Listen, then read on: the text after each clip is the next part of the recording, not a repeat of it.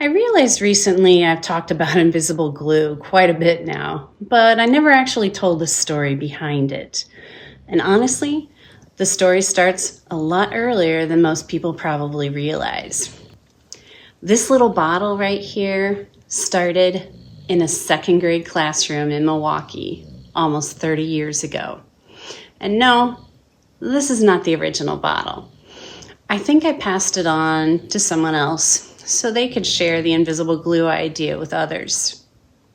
This is a recreation, but the idea behind it, that part stayed with me.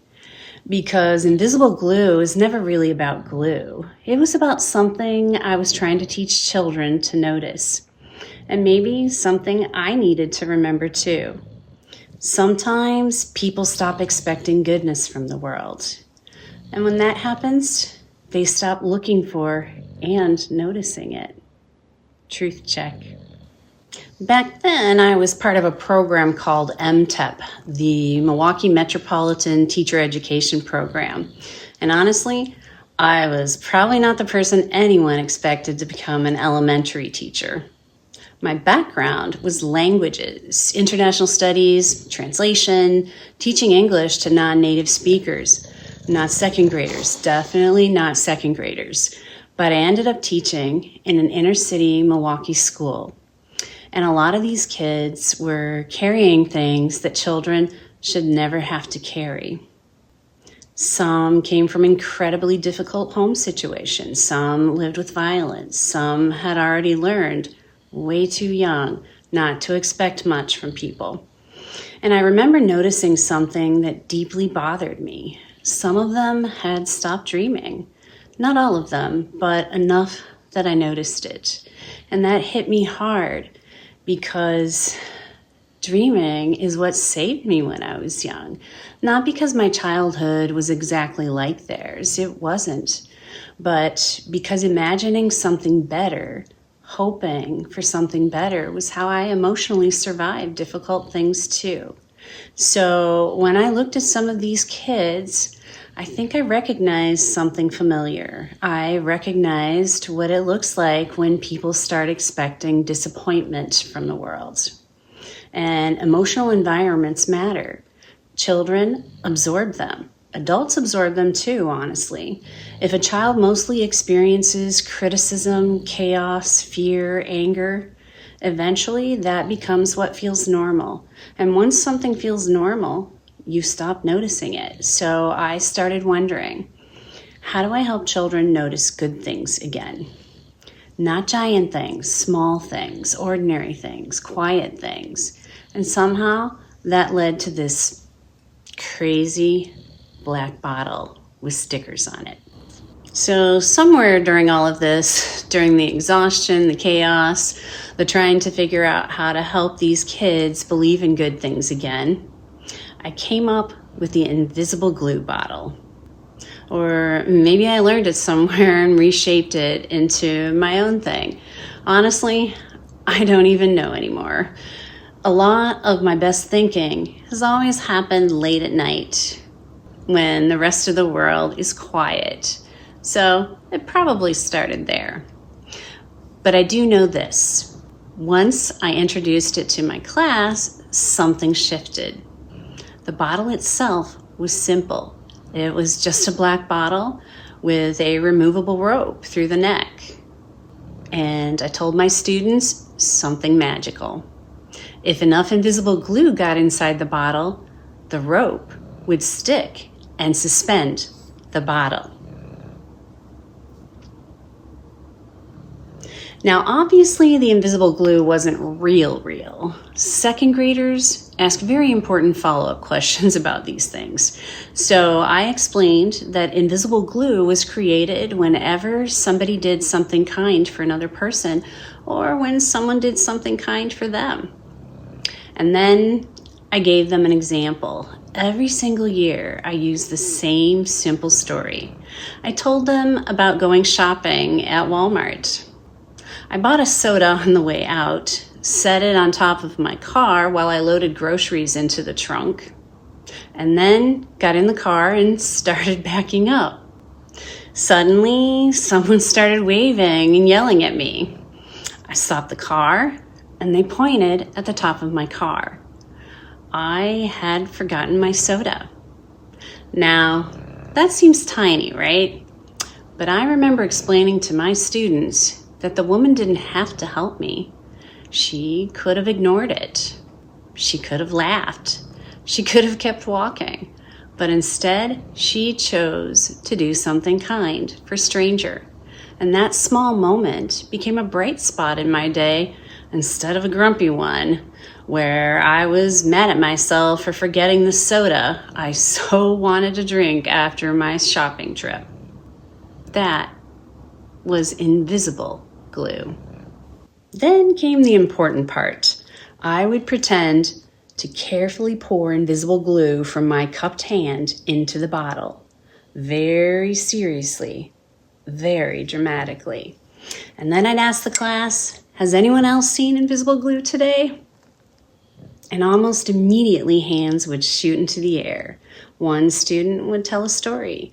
Maybe someone helped them tie their shoe. Maybe someone let them hold a small treasured toy they had safely hidden in their backpack. Maybe somebody helped another student who fell down. And after they told the story, they would pretend to throw the invisible glue up to me at the front of the room. I would catch it and carefully pour it into the bottle. And after a few stories, I would tip the bottle slowly, pretending to spread the glue around so the rope might stick. But secretly, I was wedging a tiny cork inside the bottleneck so it would grip the rope. And then, voila, the rope would suddenly suspend the bottle. The kids loved it, absolutely loved it. The bottle stayed on my desk where everybody could see it. And after a while, it became more than just a classroom activity. It became part of the emotional atmosphere of the room. Because if we were having a rough day, if the class was being especially unkind to each other, I would quietly push the cork loose with a pencil when no one was looking. Then later, I'd lift the rope. And the rope wouldn't stick anymore to suspend the bottle. And I'd say something like, "Oh no, I think we're running low on invisible glue." And immediately, the class understood. Not because I yelled, not because I shamed them, but because they had started connecting kindness to the atmosphere around them. So then we'd stop and refill the bottle together. And honestly, I think part of why it mattered so much to them is because children desperately want to believe goodness matters. I think most humans do. Sometimes hope starts with something very small, a moment, a pattern, or simply being reminded that kindness still exists. Truth check. What surprised me most was what started happening after a while. The kids began looking for invisible glue, not at any certain set-aside time for it, all day long. They would come into class excited because someone had helped them at home or on the playground or helped them zip their coat, or they helped someone else load the dishwasher when it wasn't their turn. And they desperately wanted to tell the class about it. One of my favorite parts was this. At random times, they would ask me if the rope was still sticking. They cared. They were paying attention to the emotional atmosphere of the room, of their world. And slowly, without them even realizing it, they started noticing good things more often. Not because the world suddenly became perfect, not because the classroom magically transformed overnight, and definitely not because second graders suddenly stopped being second graders. Trust me, that did not happen. The classroom could still be rough sometimes, really rough. I had students poking each other, arguing, testing boundaries, having difficult days. Teaching there took an incredible amount of energy and creativity from me, but over time, I started realizing something important. What we consistently notice, we reinforce. Instead of constantly focusing attention on the child making the bad choice, I would intentionally notice the child nearby making a good one. I'd say something like, "Thank you, Johnny, for having your hands folded nicely in front of you." Or, "I really appreciate how quietly you're listening." And almost every time, the student beside them would slowly straighten up too. Truthfully, many of the kids repeated the behavior I had praised, because underneath all of the behavior, all the noise, all the testing, they all wanted to be noticed for something good. And when they did make a better choice, I noticed that too, because I wasn't trying to shame them into behaving. I was trying to help create an emotional environment they wanted to belong inside. I don't think I fully understood what I was doing back then. I just knew the atmosphere in a room changes what human beings look for. What we repeatedly notice slowly becomes what feels normal. Truth check. I understand it much better now. Back then, I thought I was mostly teaching children, but adults really aren't that different. We all live inside emotional environments, and those environments shape what we notice, what we expect, what we repeat, and eventually who we become. That's part of why I think invisible glue resonates with people now. Because deep down, I think a lot of us are emotionally exhausted. We're surrounded by outrage, conflict, mockery, fear, constant noise. And modern systems reward those things. The internet especially rewards whatever grabs attention fastest. Anger spreads fast, humiliation spreads fast, fear spreads fast. Quiet goodness usually doesn't. Most of what holds society together never trends, and I think that matters more than we realize, because when human beings are constantly flooded with negativity, we slowly start believing negativity is all that exists. We stop assuming kindness is still out there. We stop expecting decency. We stop expecting people to care about each other. And once people lose hope, everything else gets harder. That's what I think I was sensing in those children all those years ago. Not hopeless children, children who had stopped expecting good things. I think a lot of adults are there now too, which is why I don't think invisible glue is childish at all anymore. I think it's necessary, not because invisible glue suddenly disappeared. It didn't. It has always existed. Human beings have always quietly held each other together in small ways. A stranger warning you about the forgotten soda on the roof of your car, someone helping another person carry groceries, someone listening patiently, someone choosing gentleness instead of cruelty, someone deciding not to humiliate another human being even when they could.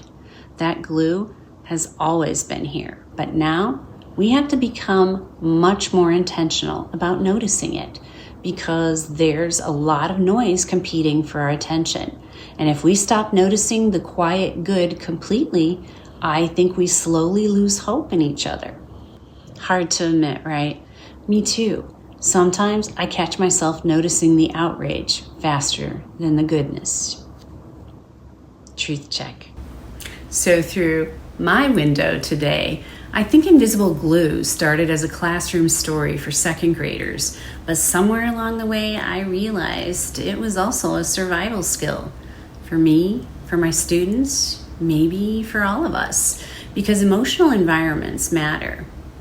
What we repeatedly notice shapes us, and in a world constantly training our attention toward outrage, fear, and division, maybe part of staying emotionally healthy and staying human is intentionally noticing the quiet good that has always existed around us.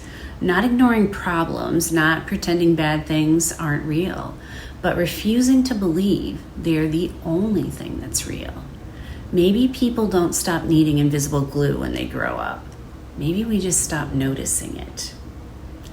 What's a moment of invisible glue you've experienced recently? Something small, quiet, human that reminded you people are still capable of goodness. I genuinely love to hear your stories. I'll be reading. This week, try intentionally looking for invisible glue.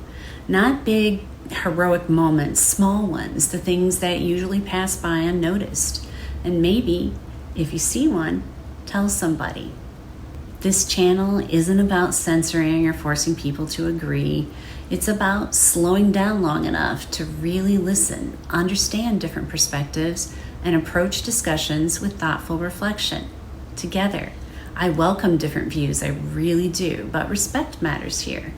If you disagree, explain why. If you see it differently, share your perspective. Here, our differences are strengths, and they're starting points for deeper understanding, not weapons. And if you'd like a little extra help shaping your reply, I've linked my 3 Ps in Action comment edition in the description. It's the same process I use myself to pause, pinpoint truth, and proceed with purposeful forethought. Most of the things holding society together are quiet, and because they're quiet, we often stop seeing them, but they're still there. Maybe hope grows the same way invisible glue did in my classroom, one small human moment at a time.